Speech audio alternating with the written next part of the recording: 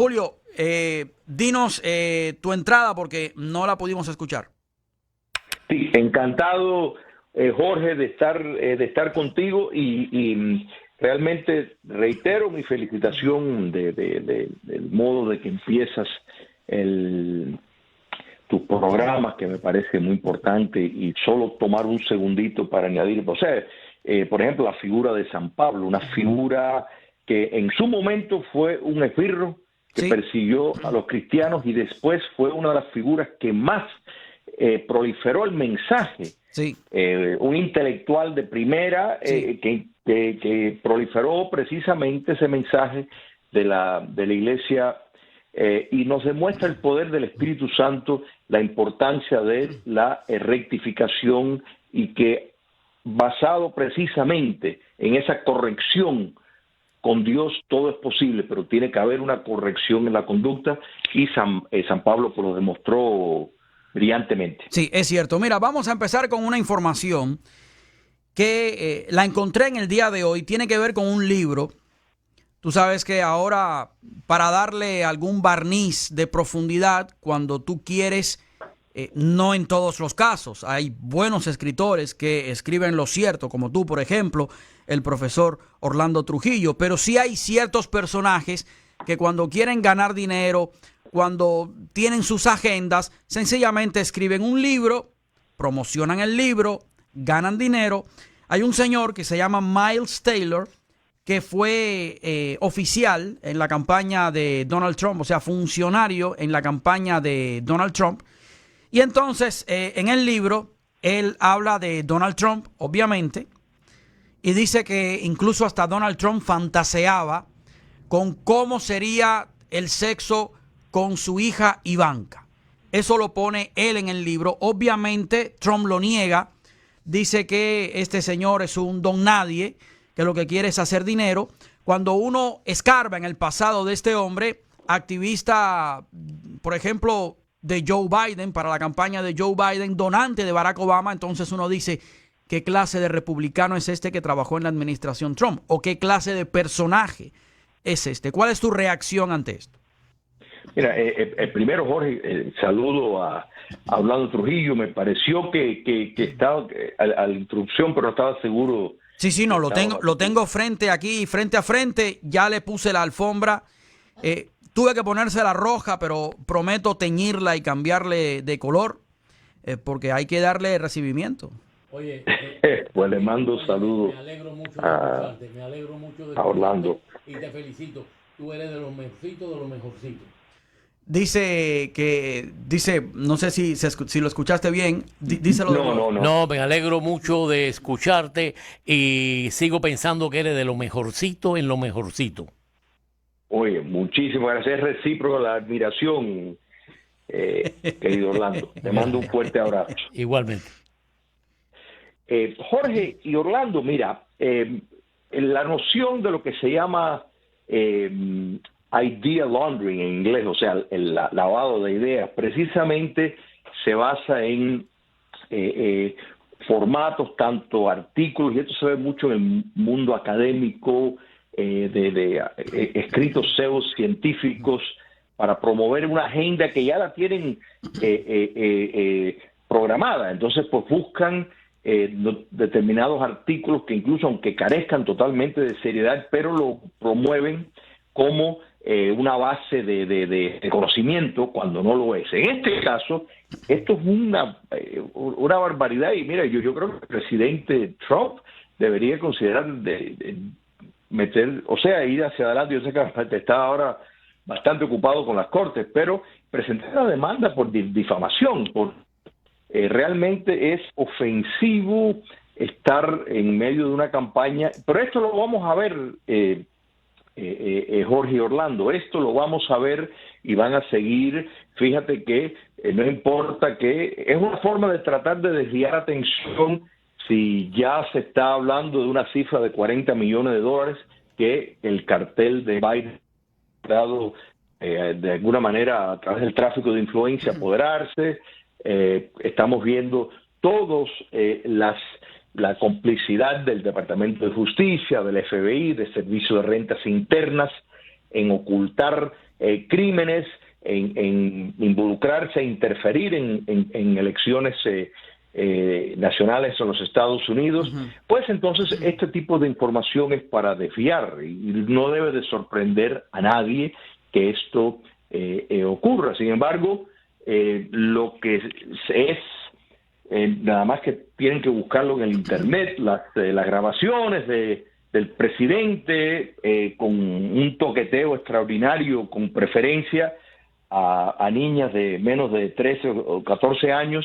Me parece un escándalo que esto tenga pues seriedad, pero ese es el mundo en que estamos viviendo, y a ese nivel de persecución política y de calumnia ha llegado en los Estados Unidos todo. Es cierto, porque además todas estas declaraciones de alegada y supuesta depravación, porque un padre que diga eso de una hija es un depravado, pero todas estas alegaciones vienen cuando se ignoran las verdaderas alegaciones de depravación por parte de la hija del mismo Joe Biden, de su papá. Entonces la prensa es selectiva en unos casos, en otras no. Esto es en el diario de la hija de Joe Biden, donde dice que su papá se duchaba con ella. Entonces uno dice, ¿y esto qué cosa es, no? ¿Cómo es posible que la prensa opte? Porque aquí las historias parece que en gran parte de la prensa que dice que nosotros desinformamos, entonces esta prensa es selectiva a la hora de buscar historias. De este hablo, de este no, porque no me conviene. Es que, mira, todo esto, cuando hablamos de un sistema de doble estándar de la ley, vemos esta doble moralidad en todo. O sea, aquí tenemos una familia, me refiero a la familia Biden, con claras prácticas morales cuestionables. O sea, el hijo que es sacado de la Fuerza Armada por problemas de droga, está involucrado en orgías, en cuestiones de actividad sexual, tuvo aparentemente una relación con la mujer del hermano cuando el hermano se está muriendo. O sea, es como que todo esto es, uno dice, o sea, ¿esto es una novela de esta porno o esto está pasando? Entonces, ahora sacan esto, igual que sacaron que si el Trump cuando estuvo en Moscú, que si estuvo, hizo no sé qué arriba una cama. O sea, es falso total, igual que la conexión entre Trump y Putin. Todo esto, fabricaciones que ya sabemos que vino por un partido político y una candidata autorizado, que lo sabía el expresidente Obama, lo sabía el director de la CIA, lo sabía el director del FBI, mintieron, ocultaron. Entonces, o sea, esto realmente nos demuestra que lo que están en el poder hoy, que fácilmente se puede categorizar como un régimen, están por la calle, al medio, y hacen lo que tenga que hacer para mantenerse en el poder y convertir los Estados Unidos en un sistema, en el mejor de los casos, monopartidista, como lo que fue el PRI en México. O sea, sí, tener un partido pseudo de oposición, pero que no tiene las bases para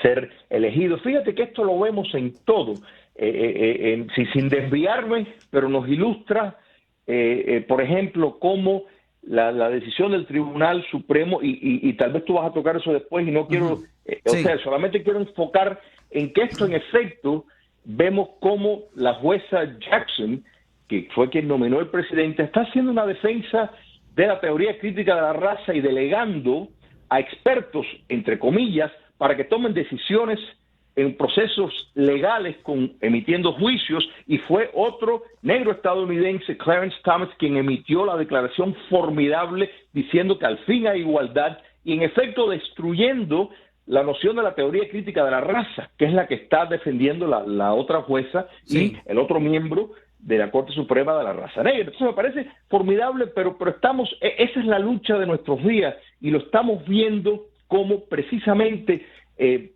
buscan imponer una visión ideológica antiamericana, liberticida, destructiva para una sociedad abierta y libre. Mira, para no cortarte la inspiración, cuando regresemos de la pausa, ¿qué te parece si tocamos este tema, que no es más que la Corte Suprema anuló en el día de hoy un programa que tiene que ver con esta opción afirmativa o admisión de estudiantes a universidades por motivos de su raza? Todo eso al regreso de la pausa comercial. No cambia el dial, que siempre tenemos mucho y bueno.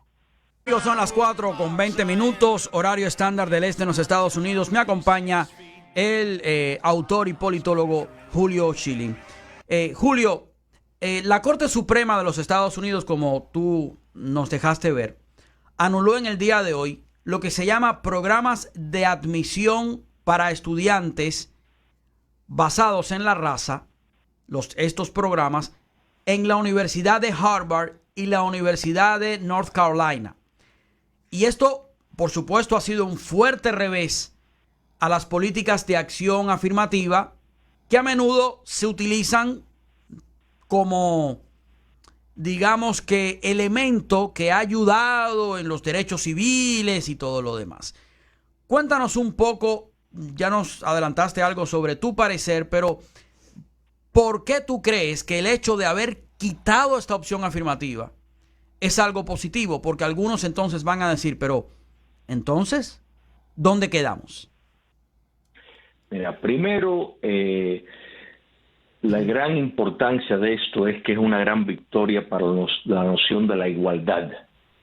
En otras palabras, somos iguales si no hay privilegios especiales para algunos, porque si algunos tienen determinadas preferencias, entonces estás conspirando contra la noción de la igualdad. Así que en un sentido teórico y abstracto es un gran día para el principio de la igualdad ante la ley y la igualdad ante los ojos de Dios, o sea, en el sentido que somos creados a semejanza de Dios, y de la dignidad de la persona. En el sentido práctico te voy a decir por qué esto es importante.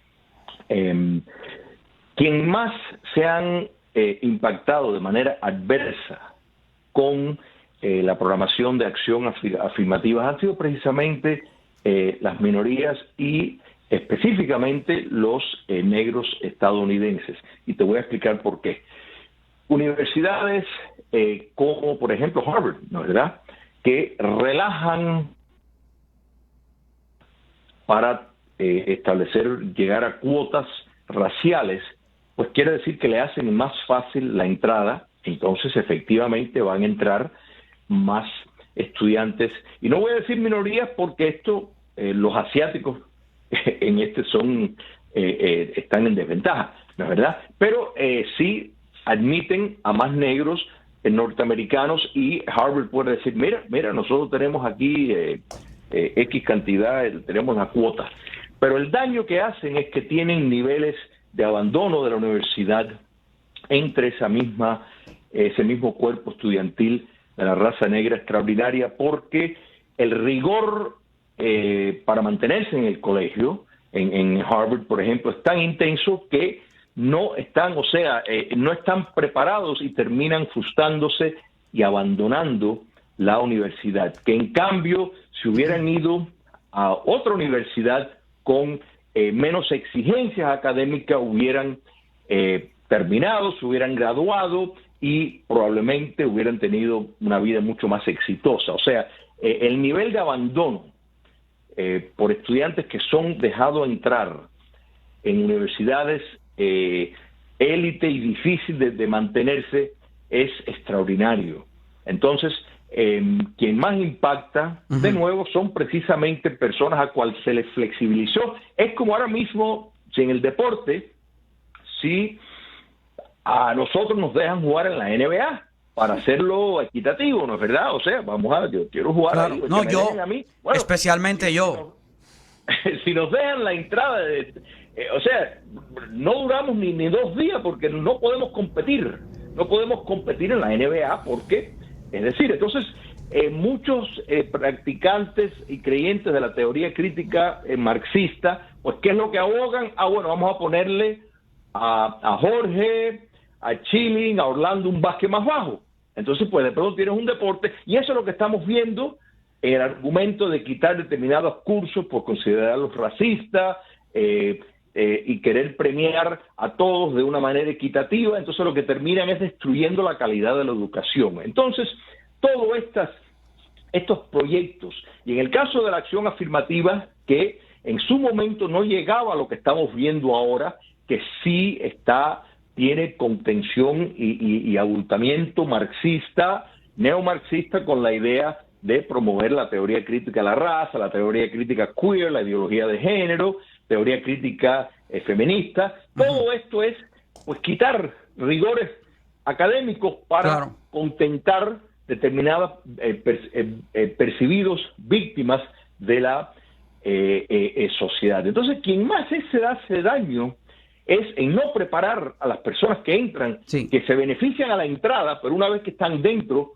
se ahogan con la competencia que hay dentro de esas... Son los mismos afroamericanos los que se perjudican como comunidad, porque al final, si no dan el rendimiento, si entran a las universidades, como tú dices, se llena una cuota, pero entran sin tener los requerimientos simplemente por la raza. Y aquí el ejemplo no es exclusivo ni extraño.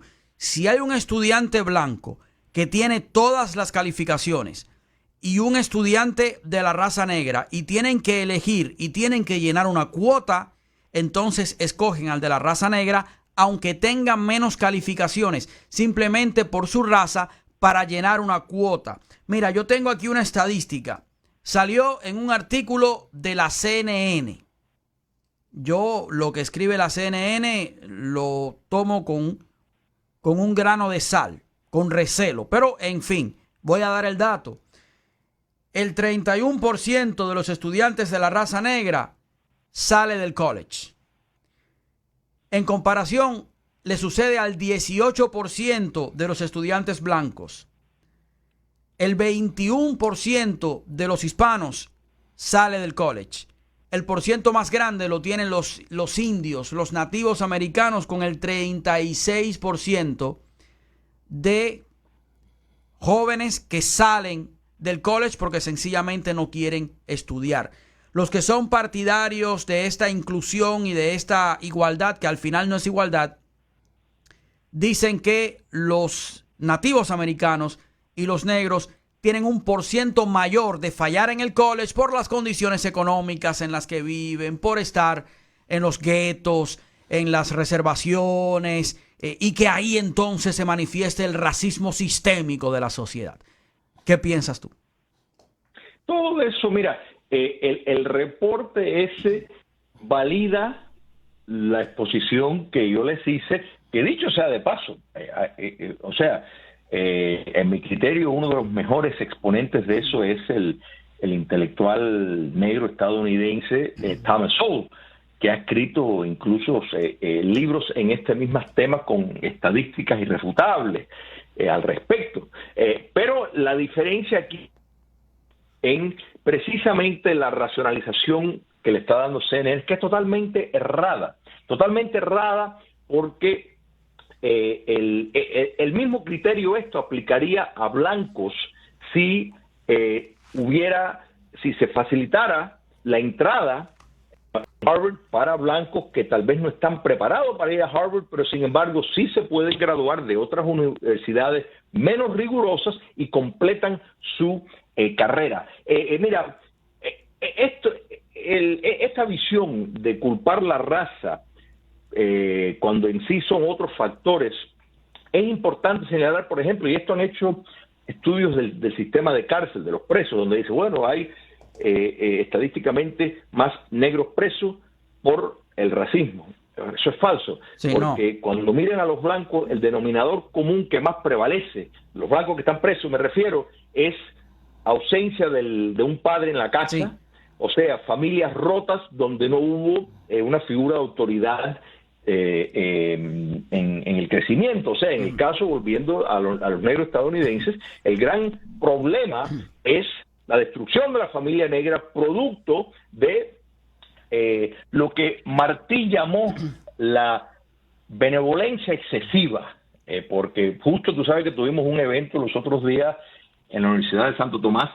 y pues yo expuse sobre la futura esclavitud, que Martí pues escribe en efecto estando de acuerdo con Herbert Spencer, y el Martí hablaba de sistemas de bienestar social que daban una ayuda tan excesiva como benevolencia excesiva, y el peligro que él apuntaba es que entonces eso destruía el deseo de la persona a trabajar y precisamente conspiraba contra factores morales que la persona tiene que saber, tener las ganas de proveer por sí mismo, que eso fortalece a la persona. Entonces, lo hemos visto en los Estados Unidos, y las estadísticas entre la familia negra pre-1960 es, por ejemplo, el nivel de divorcio era inferior a los blancos,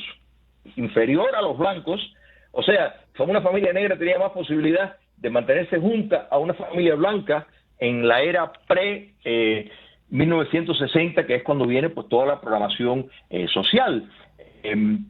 Si miramos las estadísticas de graduarse de universidades, vas a encontrar que más por ciento de estudiantes negros terminaban la carrera. ¿Por qué? Porque estaban en universidades que estaban más afines con la preparación que tienen. Este es el mismo caso de blancos. Esto no es un tema racial, sí. Porque podemos ver muchas otras universidades que son más fáciles, que eso no quiere decir que son menos buenas. O sea, porque hemos visto gran parte de lo que se gradúa de algunas de estas universidades y realmente dejan mucho que desear en términos de la ética y la moralidad que ejercen como adultos. Muchos de ellos han llegado a ser presidentes, etcétera. Así que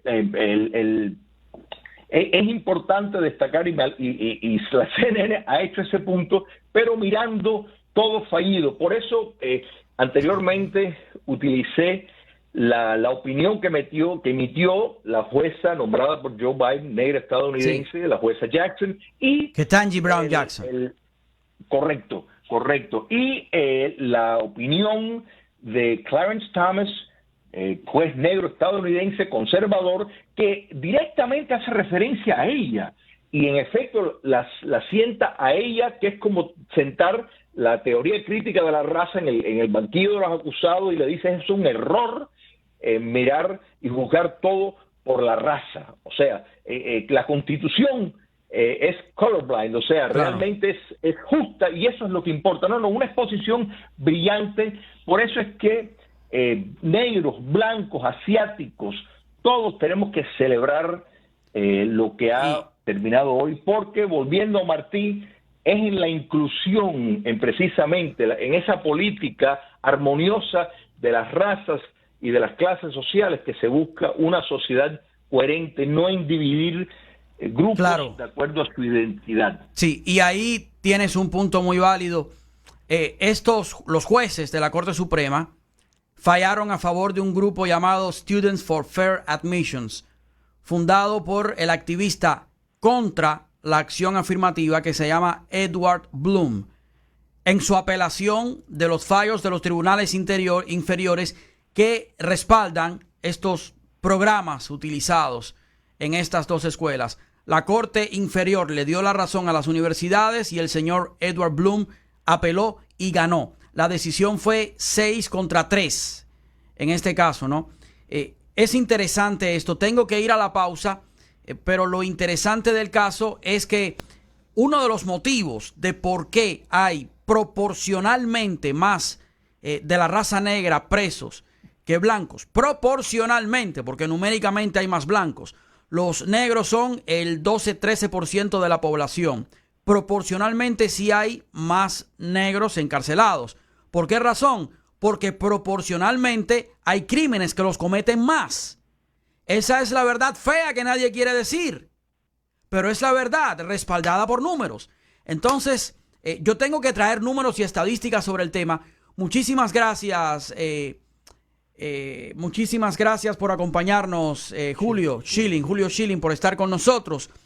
Yo sé que hay muchísimos más temas, pero ya tengo que irme a la pausa. Gracias por estar aquí. ¿Cómo no? Un fuerte abrazo, Jorge, para ti, para Orlando y para toda tu audiencia. Claro, recíproco.